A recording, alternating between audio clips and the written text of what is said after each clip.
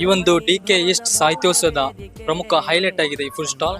ಅತಿಥಿ ಸತ್ಕಾರ ಹೇಗೆ ಮಾಡಬೇಕು ಎಂದು ನಮಗೆ ಕಲಿಸಿಕೊಟ್ಟಿದೆ. ನಿನ್ನೆ ಸಂಜೆಯಿಂದ ಇವತ್ತಿನವರೆಗೂ ಅನ್ಲಿಮಿಟೆಡ್ ಆಗಿ ವಿವಿಧ ತರಹದ ತಿಂಡಿ ತಿನಿಸುಗಳು ವಿದ್ಯಾರ್ಥಿಗಳಿಗೆ ಕೇವಲ ಸ್ಪರ್ಧೆ ಮಾತ್ರವಲ್ಲ, ಅವರಿಗೆ ಅವರ ಮನಸ್ಸಿಗೆ ತೃಪ್ತಿಯಾಗುವ ರೀತಿ ಒಳ್ಳೆಯ ಆಹಾರದ ಅಥವಾ ತಿಂಡಿ ತಿನಿಸುಗಳ ವ್ಯವಸ್ಥೆಯನ್ನು ಇವರು ಮಾಡಿದ್ದಾರೆ. SSF DK ಈಸ್ಟ್ ಸಾಹಿತ್ಯೋತ್ಸವದ ಈ ಶುಭ ಸಮಾರಂಭದಲ್ಲಿ ನಾವಿಂದು ಒಂದುಗೂಡಿದ್ದೇವೆ.